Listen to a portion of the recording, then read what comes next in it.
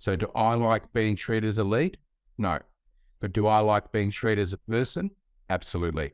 And if someone's talking to me as a person, then they've got my attention. But if they're talking to me as a lead, then they do not have my attention.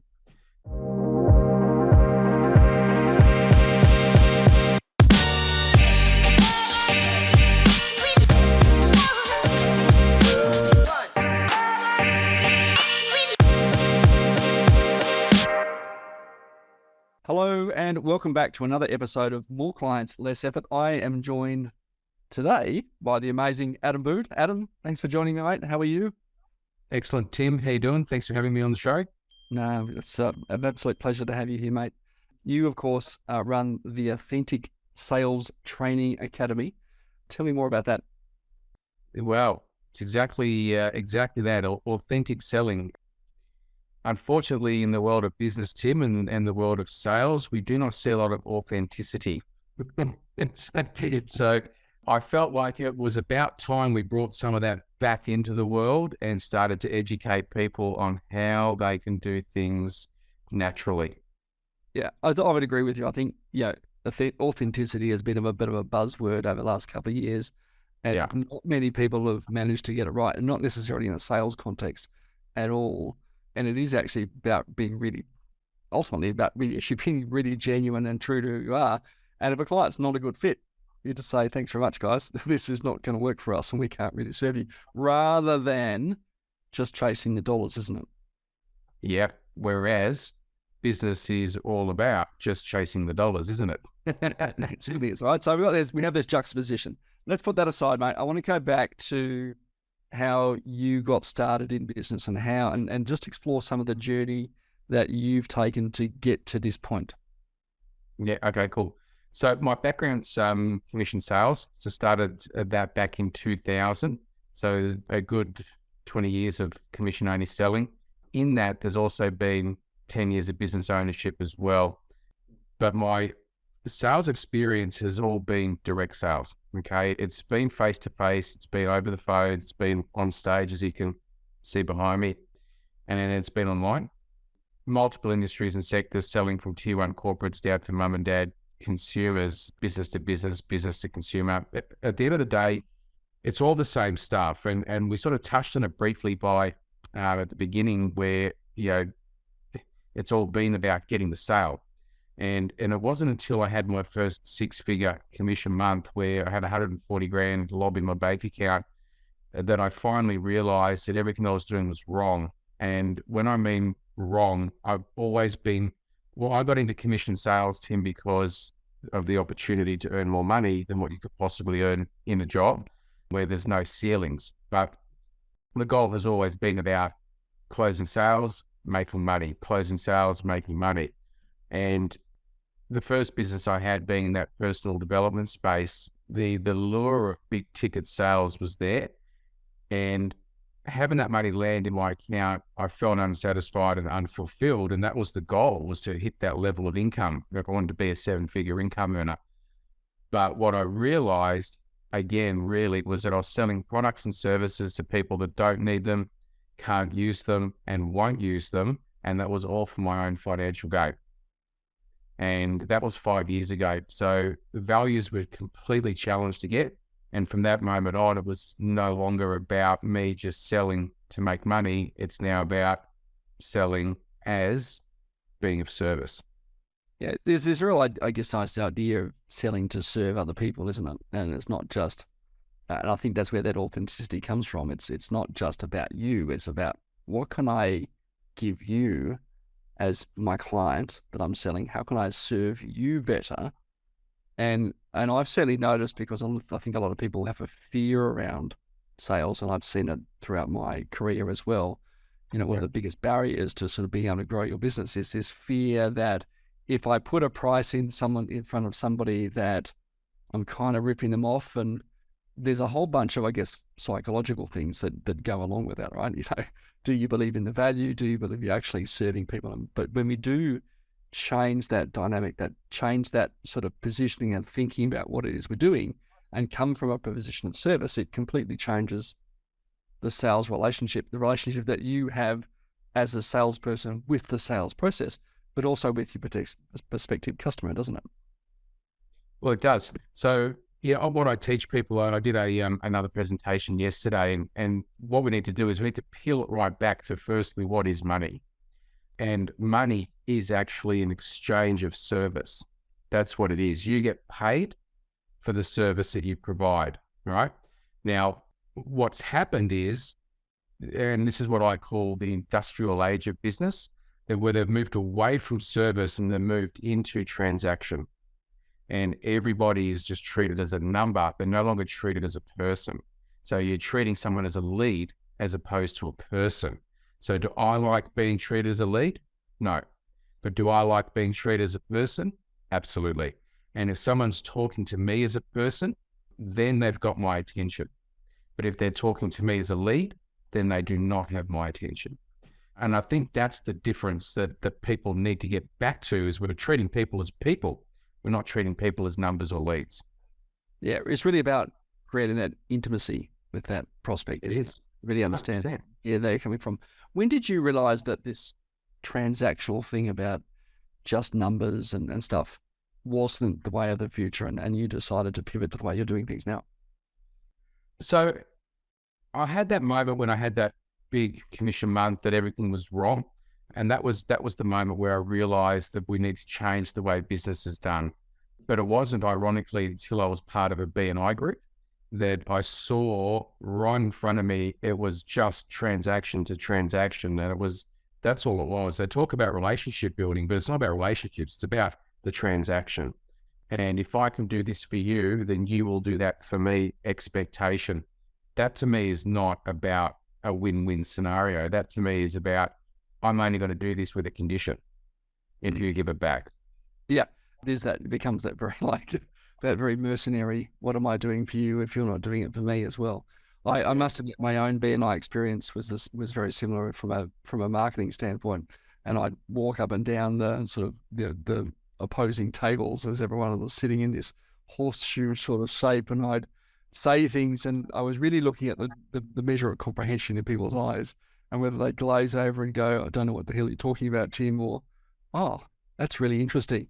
And I must admit, late 90s, late noughties, I had this epiphany when, in that B&I group, when I was, and coming back to that authenticity mantra, I guess, is that when I was genuinely generous with my time and referrals, I would get much more back without having to ask for it. Yes, that's right. So if you're asking for it specifically, that's very different to the universe rewarding you generically. Yeah.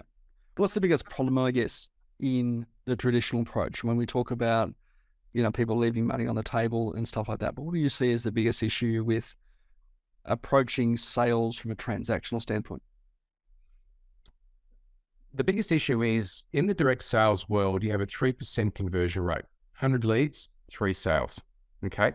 You come from that marketing space, so you understand the touch points that are involved these days in order to get a consumer to want to buy. So if we're talking 21 touch points out of 100 leads that we're generating, far out, man, that's a lot of money. That's a lot of time. That's a lot of effort. And more importantly, that's a lot of spamming. That's a lot of convincing people to do something that they probably don't want to do, right?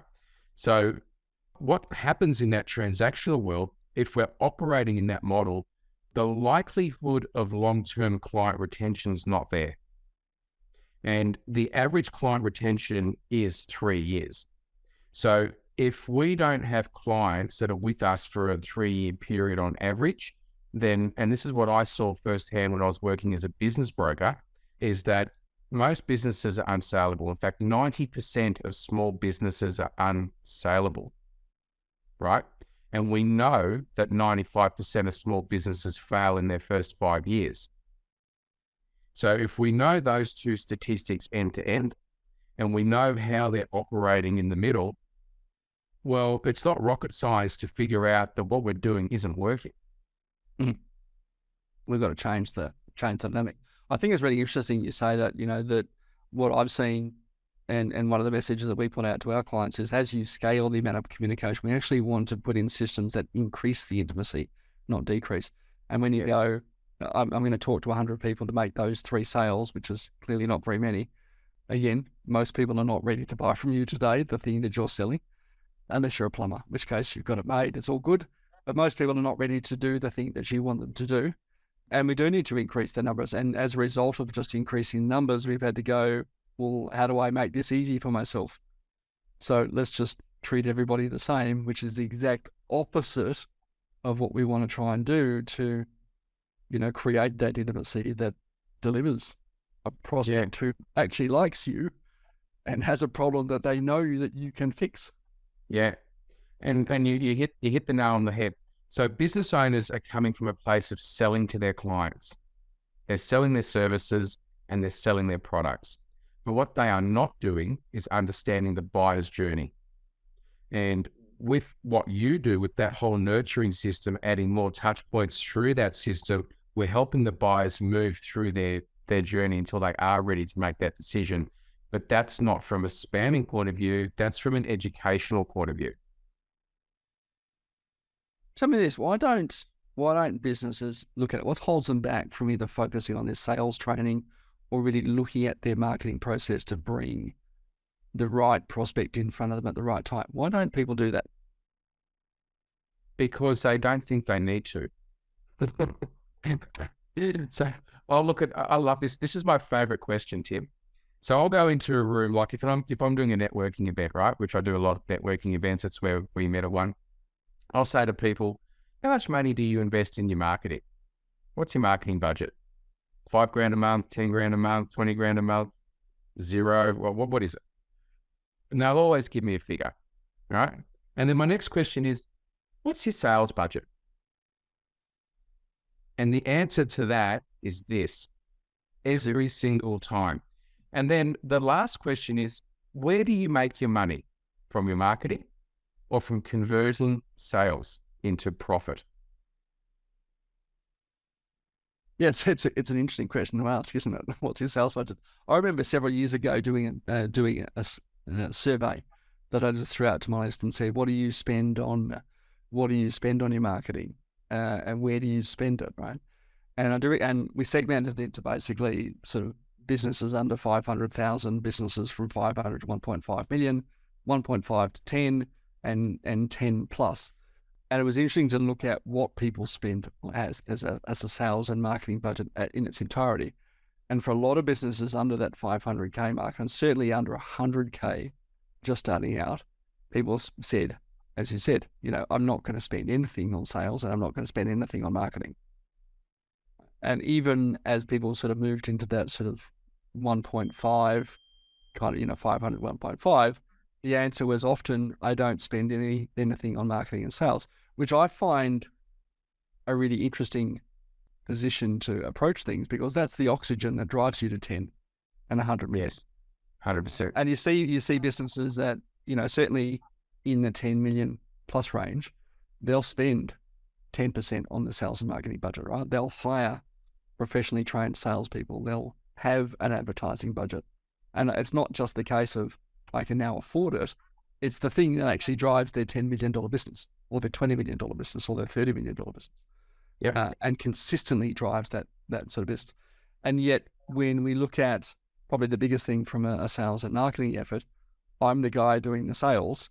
I'm the guy doing the marketing work at a BNI group or whatever else I might be doing. But that comes at an expense as well. When I do that activity, I can't be doing other things. And so, yes, there is a budget attached to it. It's just a resource budget, not necessarily a dollar budget in order to do that. And you would think that as one of the two multipliers of profitability, which is what we're in business for in the first place, if I don't have leads and I can't convert sales because I haven't got the skills or training, well, I'm going to start running out of levers to pull. That's right. So what business owners need to understand, and it doesn't matter what you do for your profession. Your profession could be a doctor, you could be a lawyer, you could be a mechanic, you could be a website developer. That's your profession. But your actual job is sales and marketing, because if you can't get that sales and marketing component right, your profession's not going to go anywhere. And the sales and marketing are not the same. They cannot be put in the same basket because they're two completely different beasts that serve the same purpose. We need the leads in. Marketing is get the leads in. Sales is to convert the leads into profit. A marketer is not a salesperson. So people that have marketing degrees that have never sold anything in their life have no idea what sales is really about. And a salesperson is not a marketer. Their skills are all about the sales side of things, the relationship building, the human connection, that whatever, which is very different to understanding all the algorithms and all the bits and pieces and whatever the buyer's psychology in attraction marketing. So they're two completely different beasts. They run unison to each other, but the disconnect is that, again, even in the sales and marketing world, business owners have got it the wrong way. They're marketing first and selling later.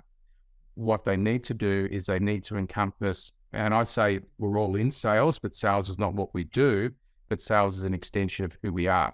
So when we get that who we are out to the world in our marketing, that's what people are resonating with first, who you are, because I don't care what you do.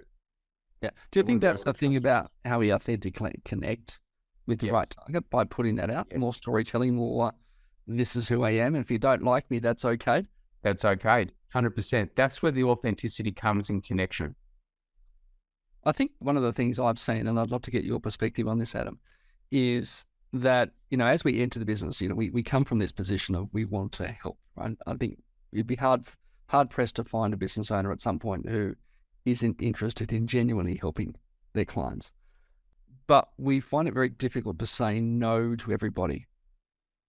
How do you help your clients overcome that kind of fear of saying, you know what, it's okay that you don't like me, and it's okay for me to say no, that I can't help you.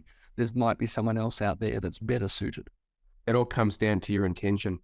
So if you're there to genuinely serve someone, the greatest service you could give someone is, if you can't help them, to tell them you can't help them, and then to provide them with the solution with who can. Because then you're not doing something that's out of alignment for both parties. Yeah.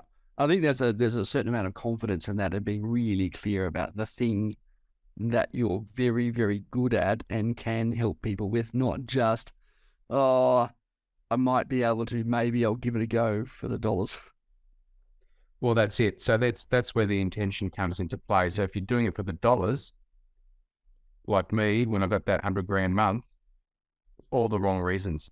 Yeah. But if you're doing it for service, for the greater good, and I'll when I do a webinar or I did a workshop yesterday, I asked the group 3 questions. Think about the last sale you got, Tim, and it can be a big one, it can be a small one, it doesn't really matter. And how did you feel when you got that sale? Yeah, I felt pretty good. I always felt good to make sales.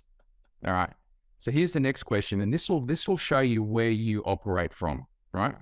Were you celebrating that win for you, or were you celebrating that win for your client? Oh, that's a good question. That's a good question. I like that one. I like to think I was celebrating that for the client. Certainly there was, I'm not entirely altruistic. I would have absolutely said that we were celebrating the win for the team as well, and the work that we put into sort of bringing that client on board. But I'm really excited to see what it is we can help that client achieve and the lives we can impact through that. Okay, so I've got 2, there we go, two ticks. Second one's a little bit fainter than the first one. What's the third question? That was the third question. Who are you celebrating? So first question is, think about there we go. 3 points. Yeah. There we go. So a good question. I think good questions to ask. Let's pivot this things up, and I can see that on your screen right now, you've got a QR code, on your virtual background for people to opt in. And clearly, that's one of the systems that you use. And, we can see you standing on stage in front of pretty substantial sized audience there, Adam. But what's a system that you use in your business to create more leverage, create more authenticity, create more connection with your clients at scale? I think the biggest thing is that QR code actually takes people straight to my diary, and it gives them an opportunity to book some time with me so we can actually have a conversation. So, I've tried webinars. I've done plenty of webinars before. In fact, I think one of your team members was on one of my webinars at one stage. I've done ebooks. I've got lead capture forms. I've got all this sort of stuff. But all that stuff was really about getting people into the funnel. And people know that when they opt into that stuff, that they're going to get spammed. So that's the traditional way of doing things. And that's why more and more people tend not to. So instead, if someone's resonating with the messages, like from whatever we're sharing with today, there might be something in today's conversation where someone just out of money to talk to you. There it is. I am available for you. Let's have a conversation and let's see what's going on. Yeah, I love that. And just actually just cutting through the crap. To be honest. And there's a lot of kind of smoke and mirrors that goes on in a marketing process. And sometimes it's quite refreshing to say, well, if you want to have a chat with me, this is how you do it. Yep. Let's get rid of those 21 touch points. Let's have a conversation, because that's how it used to be. So why can't we get back to how things used to be? Yeah. I do like, I think in terms of just positioning from that marketing position, as I said, you do a lot of networking, both in person and online. And obviously online, if you're in a room, in a virtual room full of a bunch of people, which you do a lot of, having that little tool on your virtual background, and you can create one of those in Canva or a bunch of other tools and just stick it up there and choose virtual background in Zoom or Google Meets or whatever it happens to be. You can kind of do those things. Reach out if you need help on that sort of stuff. But it just allows people to go, you know what? I like your messaging, Adam. I like who you seem to be. And you do genuinely seem authentic, and you do genuinely seem to want to care and help people. And yeah, sure, let's have a chat. And away we go. And it just makes it really easy for people to connect with you. Makes it easy, but it also pulls the barriers down too, Tim, because when someone's prepared to go straight into your diary, they're not hiding behind an email address. Yeah. Yes, that's true. And not hiding behind a sort of a fake email address. And I can see, in your bio, we talk about, how we change the way business and sales are done to the sort of this relationship selling kind of model. It is about actually creating a relationship with people, getting to know someone. And you and I have been doing that over the last few weeks since we first connected as well, just to go, we have conversations about all sorts of things. It's not necessarily just about business, isn't it? I think that's really important. To wrap up today, we're going to pivot a little bit. We're going to ask a whole bunch of random questions, as we do in our little quick fire round, to finish things up and get to know a little bit more about you in more detail. This is the authenticity bit we've just been talking about. So let's kick this one off, mate. Let's go with, what is your favorite holiday movie and what does that say about you? Well, I'm a bit of a sucker for the Star Wars series and the Avengers series. So you chuck one of those things on and I'm in. Mate, that's a holiday movie. Love it. We can probably put Christmas there. The big one, of course, is Die Hard, a Christmas movie. Some people say yes, some people say no. Up to you. What's one thing about your business that you didn't expect? That's a very interesting question. One of the things that I did not expect was how many business owners actually can't sell. And how many business owners have no sales systems, no sales procedures, no sales processes in place, and how much money they leave on the table end to end. Blew my mind. Yeah. And then, of course, going, oh my God, business is hard. Well, that's because you're leaving all the money on the table. That's right. What's a common myth about sales that you think, isn't true? That's another good question. A common myth about sales that is not true. It's that sleazy salesperson that we have all experienced somewhere along the way that has deterred many people from wanting to sell. And I'll see a lot of business owners that don't want to be the salesperson in their business and would rather get someone else to do that because they don't want to be seen as that type of person. So you don't need to be that type of person in order to make a lot of sales if you genuinely care about the people that you're serving. Yeah, I really like that one. All right, let's finish up with two last questions. If you had to eat one meal for the rest of your life, what would it be? Well, if I was back on meat, I haven't had meat for a long time, it'd be ribs. But if I asked my wife, it'd be tofu.